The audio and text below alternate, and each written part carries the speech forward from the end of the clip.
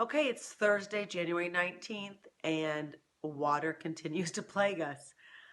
We have been going over to the house every night, just checking the sump pump and making sure everything's good with the basement. The carpet and the vinyl planks have dried out really well. We're still not sure what's going to happen with the drywall, but tonight my husband went over there because he is he's very cautious.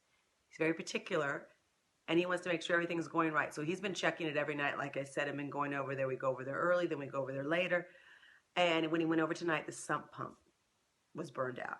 And we feel maybe that happened because it was working so hard trying to keep pumping the water out when actually nothing was really pumping. So if he wouldn't have done that, then our basement would have flooded again. So grateful, so glad he did that. And we need to get this fixed ASAP. So I'm going to go check the two guys, see how they're doing. Pray it's going well, and pray we can get an answer to this ASAP. Okay, I'm in the house now, and let me tell you, between the propane in the garage and the just newly varnished floors, I'm afraid Brad has passed out in the basement while he's waiting for the sump pump to go down. I'm going to go down and check him and see. Let's see how it's going. I'm headed down the stairs into our relatively dry but dirty basement. All right, let's see. Hey, honey, I'm coming down to see you. How's it going? By the way, I went around and the water's flowing great out that pipe. I stepped and I can't tell you how deep of mud. Oh, you're on the phone. Okay, is it going good? Jeff ordered the decking. All right, let me go over and check this new sump pump out that they put in. Oh, for goodness sakes. Well, I can't really see much, but all I can say, I'm glad it was them and not me. It's great to have handymen around. Boys, learn things from your fathers. Girls, too, because someday you might have to replace a sump pump late at night.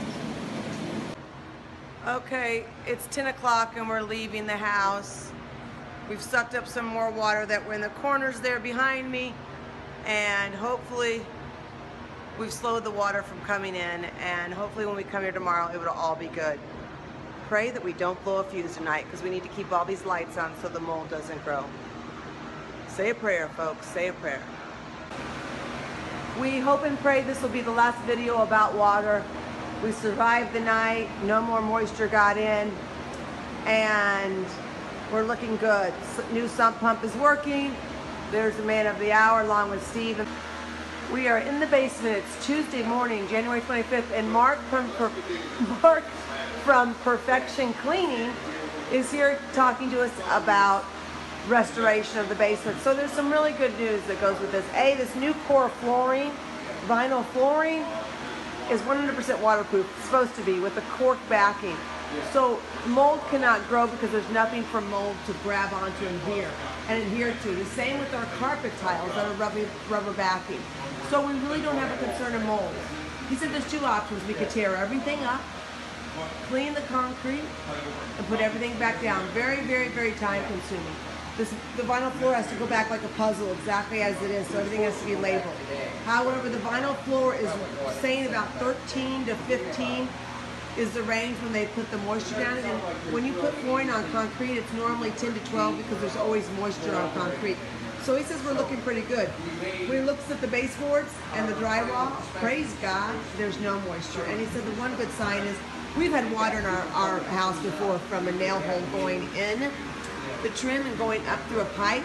And so water, eventually the nail rusted out and then water started coming down and went under our floors. So then the first thing that happened was the baseboard started pulling away and the caulk was the first to go. So he said if we had a lot of water and damage to the baseboards, the caulk would have pulled away already. He said we might need to replace the shoe.